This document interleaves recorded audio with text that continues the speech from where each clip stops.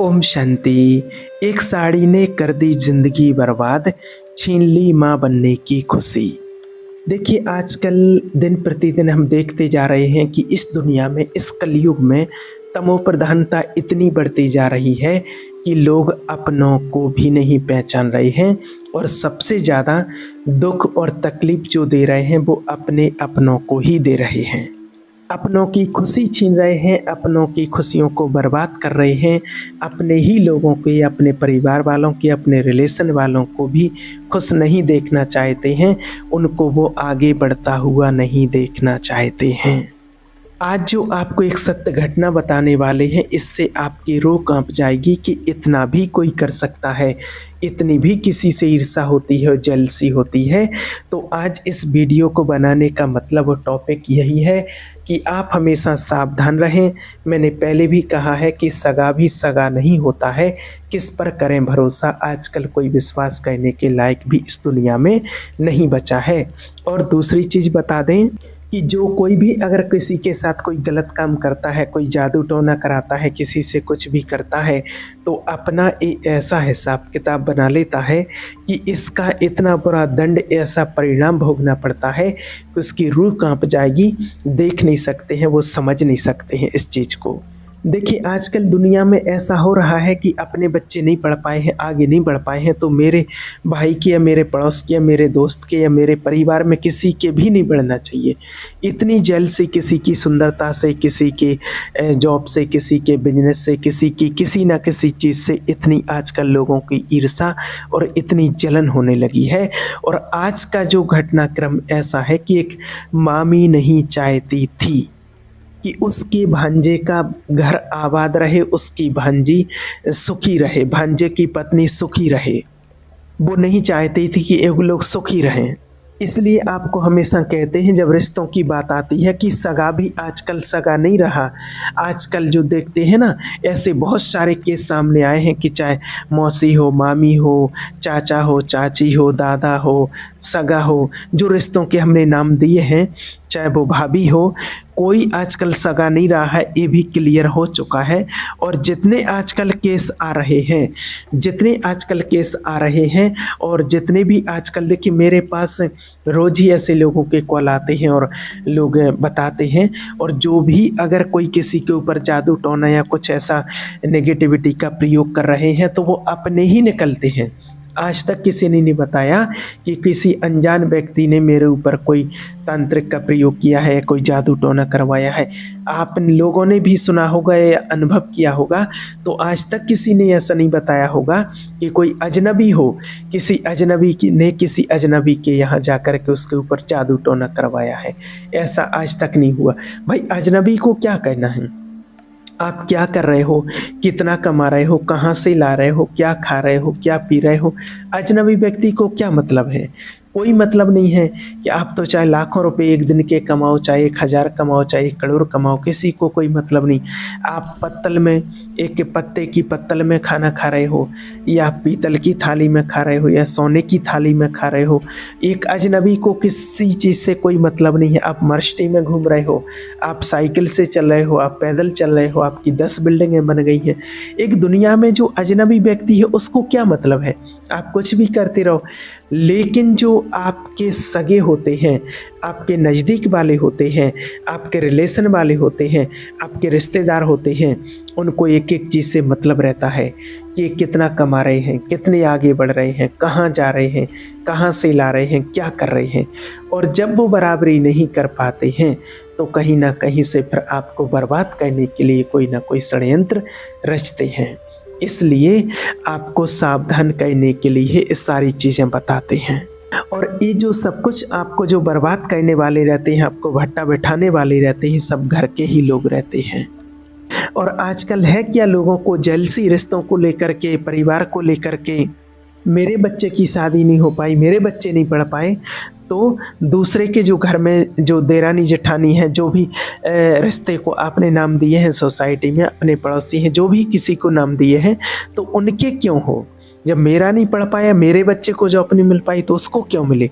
मेरे बच्चे की शादी नहीं हो पाई, तो मेरे से पहले उसकी नहीं होनी चाहिए।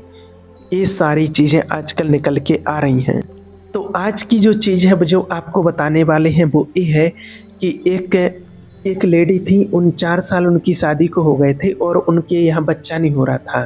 तो बड़ी परेशान थी, बहुत जतन प्रयत्न यत्न सब कुछ कर लिया लेकिन बच्चा नहीं हो रहा था।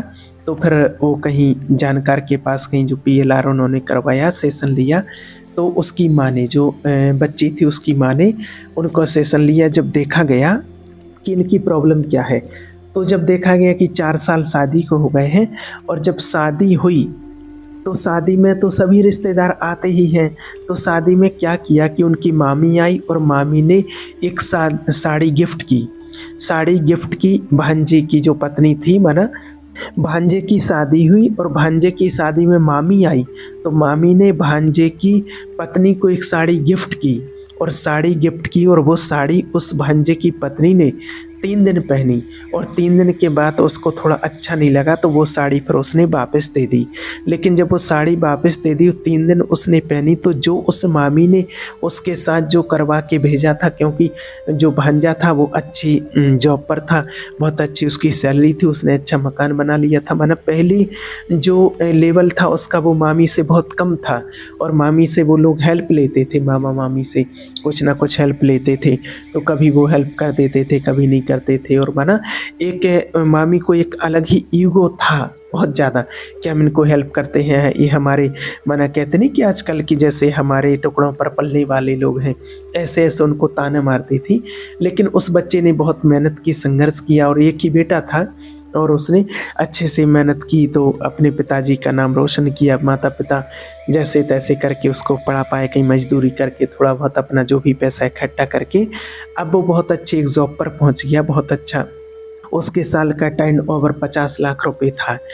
तो माना जब उसने ये सारी चीज़ें बताई, देखा गया, तो अब जब वो साल के 50 लाख कमाने लगा तो भाभी को, जो उसकी मामी थी सॉरी, तो वो उसको बहुत ही जेलसी हुई, ईर्ष्या हुई कि कहाँ, कल तक तो ये हमारे टुकड़ों पर पलने वाला था और आज इसकी इतनी कमाई होने लगी है और कल के दिन और ये बढ़ता जाएगा तो आगे चल कर के और क्या होगा। तो इस जेलसी के कारण देखिए अपनी ही ननंद का घर मिटाने चल पड़ी भाभी। ऐसा कभी सोच सकते हैं क्या। तो उसने जो गिफ्ट की साड़ी उसको गिफ्ट में दी अपने भांजे की पत्नी को। वो साड़ी उसने 3 दिन पहनी और 3 दिन में जो उसने वहाँ से कोई तंत्र मंत्र जो क्रिया करके जो भेजा था वो उसको वो चीज़ रह गई और 4 साल हो गए और 4 साल तक वो माँ नहीं बन पाई, उसको बच्चा नहीं हुआ। तो उसका जब ये सारी चीज़ें देखी गई तब ये पता चला कि कहाँ से किसने किया, कैसे किया। तो जब पता चला कि साड़ी जो गिफ्ट भाभी ने की थी, उस साड़ी के साथ उसने कुछ करवाया था तंत्र में किसी तांत्रिक से और उसके कारण से ये सारी क्रिया हो रही थी। अब देखिए यहाँ व्यक्ति कर तो देता है अनजाने में या किसी की बातों में आकर के या जानबूझ करके, लेकिन ये अपना कर्म एक बहुत बड़ा बना लेते हैं और इसकी इतनी कड़ी सज़ा होती है कि आपको बता नहीं सकते हैं। देखिए इसलिए तो आपको एक तो सचेत करने के लिए कि इन चीज़ों से आपको बिल्कुल सावधान रहना है। किसी भी प्रकार से इन चीज़ों से बहुत आपको डर के रहना है। और जो ऐसे कहने वाले लोग हैं उनके लिए कह रहे हैं कि आप अपने लिए एक बहुत बड़ा कर्म बना रहे हैं और इसकी ऐसी सज़ा होगी कि जब आपको वो सज़ा मिलेगी तो आपकी रूह कांप जाएगी। इसलिए जो भी ऐसे लोग कहने वाले हैं तो बिल्कुल ही सावधान हो जाएं इन चीज़ों से। और अगर किसी के लिए कर दिया हो तो भगवान से माफ़ी प्रार्थना कर लें, अभी समय है, और उस आत्मा से माफ़ी प्रार्थना कर लें। और देखिए इन चीज़ों से जो बचते हैं तो बचाने का जो कर्म है वो, बचाने की जो चीज़ है वो है आपके कर्म, जो आपके बहुत पवित्र और शुद्ध होना चाहिए। आपको पवित्र और शुद्ध होना है तो आपके कर्म ही आपको बचा सकते हैं। आप जो कर्म कर रहे हो, जो सोच रहे हो, आपकी सोच भी अगर घटिया है, किसी के बारे में अगर बैठे बैठे सोच भी रहे हैं, कि बोला नहीं सिर्फ सोच रहे हैं, आपने किसी के बारे में सोच लिया तो फिर आपको कोई नहीं बचा सकता है, कोई भी नहीं। हम हवा में सांस ले रहे हैं ना, सभी ले रहे हैं, हम ले रहे हैं, आप ले रहे हैं, लेकिन जैसे हमने सोचा वो एक श्रवण हमारे थ्रू हमारी बॉडी के ऑरा में जा कर के और एक यूनिवर्स में चला गया और जैसे यूनिवर्स में पहुंचा और रजिस्टर हो गया। लेकिन ये बताओ उसमें नाम किसका था? पड़ोसी का नहीं था उसमें नाम, किसी रिलेटिव का नाम नहीं था उसमें, वो मेरी अपनी क्रिएशन थी। मैंने खुद क्रिएट किया था उस चीज़ को। तो यहाँ कर्म प्रधान बना दिया है, यह कर्म को प्रधान बना दिया है आपने, और यहीं से अपनी बर्बादी का बीज आपने बो दिया है। कोई भी हो, चाहे वो कोई भी हो इस दुनिया में। और एक चीज़ और आप लोगों को बता देते हैं, जो आजकल कई घरों में हो रही हैं, कुछ लोगों ने मुझे बताया है ऐसा, तब आपके सामने ये चीज़ पहली बार बता रहे हैं। कुछ घरों में क्या होता है, खाना खा लिया आपने, थोड़ा उसमें बच गया, आधे पाधे उसमें सब्जी छोड़ दी, चावल छोड़ दिया। अब क्या होता है कि उसी जूठी कटोरी में थोड़ी बहुत तो सब्जी दाल कुछ भी डाल दिया, उसके अंदर आपकी मेड है या आपका सर्वेंट जो है, उन्होंने तो नहीं देखा कि आप क्या कर रहे हैं, और आपने उसको खाने के लिए दे दिया। और बहुत से लोग ऐसा कर रहे हैं, मुझे खुद लोगों ने ऐसा बताया है प्रैक्टिकली। तो यहाँ आपका कर्म बन गया है बहुत बड़ा। इस चीज़ को आप सावधान होकर के अच्छे से समझ लेना। अगर आप किसी को जूठा दे रहे हैं, खिला रहे हैं, या आप कुछ भी कर रहे हैं, कैसा भी हो, किसी को कुछ खिला दिया, तो ये आपका बहुत बड़ा कर्म बनता है। हो सकता है किसी लाइफ में जा कर के आप उनके घर में नौकर बनो, जा कर के आप झाड़ू पोंछे वाले बन जाओ, और फिर कैसा लगेगा आपको, एक सोच करके देखिए, विचार करके देखिए। किसी को भी छोटा मत समझो ईश्वर के दरबार में। हम सब उसकी संतान हैं, आज नहीं तो कल हिसाब तो सबका होगा। इसलिए अपने कर्मों से विशेष बच करके रहना, सोच समझ करके बहुत अच्छे कर्म करके रहना, और जो चीज़ आपको बताई है विशेष, उससे आपको सावधान होकर के रहना है। ठीक है। ओम शांति।